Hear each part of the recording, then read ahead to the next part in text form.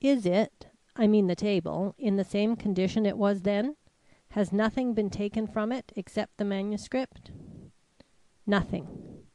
"Then the missing page is not there," she smiled, pointing to its bare top. A pause, during which she stood with her gaze fixed on the floor before her. She was thinking, and thinking hard. Suddenly she came to a decision. Addressing Mr. Upjohn, she asked if he were quite sure that in taking the manuscript from Mr. Spielhagen's hand he had neither disarranged nor dropped one of its pages. The answer was unequivocal. Then she declared, with quiet assurance and a steady meeting with her own of every eye, "As the 13th page was not found among the others when they were taken from this table, nor on the persons of either Mr. Cornell or Mr. Spielhagen, it is still in that inner room." "Impossible!" came from every lip, each in a different tone. "That room is absolutely empty." "May I have a look at its emptiness?" she asked, with a naive glance at Mr. Van Broecklyn. "There is positively nothing in the room but the chair Mr. Spielhagen sat on," objected that gentleman, with a noticeable air of reluctance. "Still, may I not have a look at it?" she persisted, with that disarming smile she kept for great occasions. Mr. Van Broecklyn bowed. He could not refuse a request so urged, but his step was slow and his manner next to ungracious as he led the way to the door of the adjoining room and threw it open.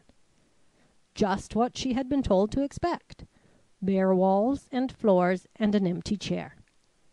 Yet she did not instantly withdraw, but stood silently contemplating the paneled wainscoting around her, as though she suspected it of containing some secret hiding place not apparent to the eye. Mr. Van Broecklyn, noting this, hastened to say, "The walls are sound, Miss Strange. They contain no hidden cupboards." "And that door?" she asked, pointing to a portion of the wainscoting so exactly like the rest that only the most experienced eye could detect the line of deeper color which marked an opening. For an instant Mr. Van Broecklyn stood rigid. Then the immovable pallor, which was one of his chief characteristics, gave way to a deep flush as he explained: "There was a door there once, but it has been permanently closed. With cement," he forced himself to add, his countenance losing its evanescent color till it shone ghastly again in the strong light. With difficulty Violet preserved her show of composure. "The door," she murmured to herself. "I have found it. The great historic door." But her tone was light as she ventured to say: "Then it can no longer be opened by your hand or any other?" "It could not be opened with an axe." Violet sighed in the midst of her triumph.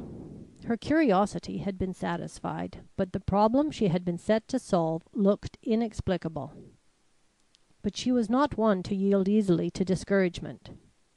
Marking the disappointment approaching to disdain in every eye but Mr. Upjohn's, she drew herself up (she had not far to draw) and made this final proposal.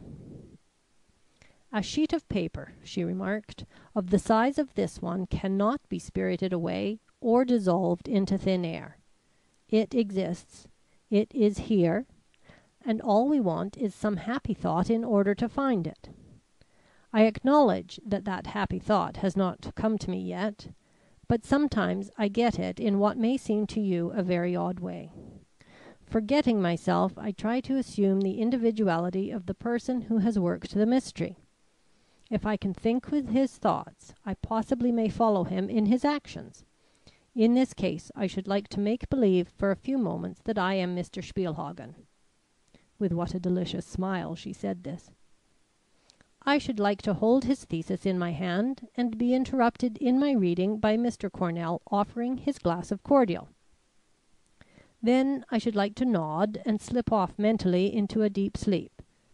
Possibly in that sleep the dream may come which will clarify the whole situation. Will you humor me so far?"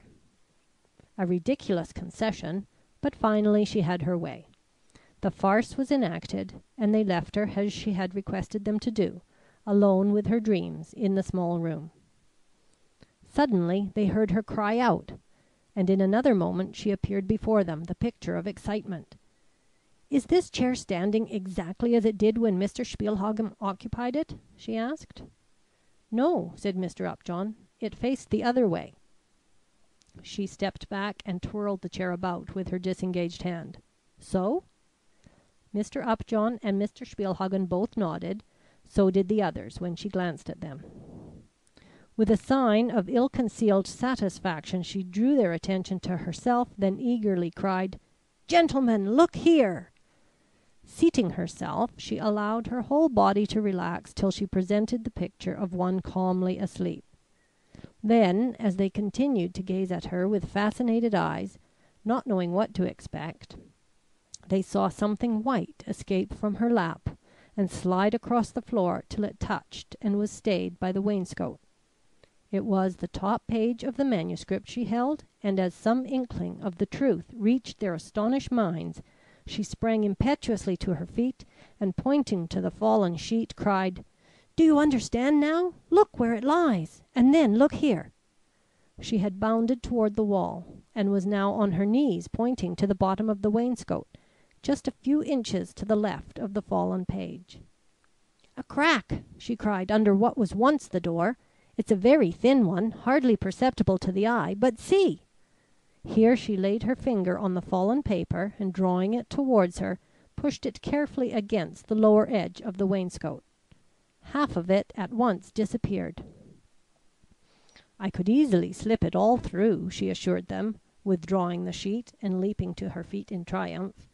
"You know now where the missing page lies, Mr. Spielhagen. All that remains is for Mr. Van Broecklyn to get it for you." Part 4.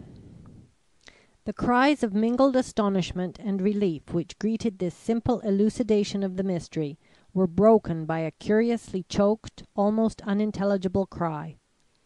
It came from the man thus appealed to, who, unnoticed by them all, had started at her first word, and gradually, as action followed action, withdrawn himself till he now stood alone and in an attitude almost of defiance behind the large table in the center of the library.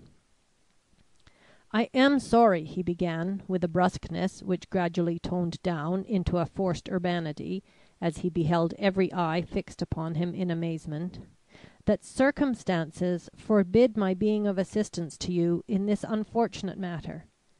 If the paper lies where you say, and I see no other explanation of its loss, I am afraid it will have to remain there for this night at least. The cement in which that door is embedded is thick as any wall. It would take men with pickaxes, possibly with dynamite, to make a breach there wide enough for anyone to reach in, and we are far from any such help." In the midst of the consternation caused by these words, the clock on the mantel behind his back rang out the hour. It was but a double stroke, but that meant 2 hours after midnight, and had the effect of a knell in the hearts of those most interested.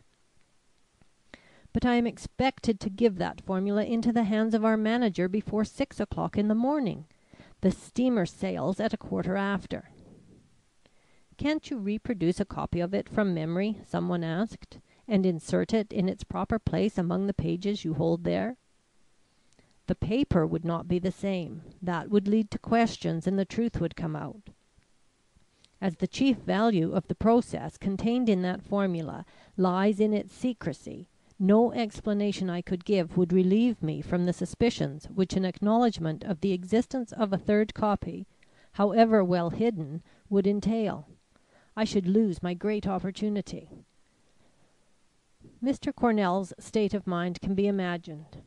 In an access of mingled regret and despair, he cast a glance at Violet, who, with a nod of understanding, left the little room in which they stood and approached Mr. Van Broecklyn. Lifting up her head, for he was very tall, and instinctively rising on her toes the nearer to reach his ear, she asked in a cautious whisper, "Is there no other way of reaching that place?" She acknowledged afterwards that for one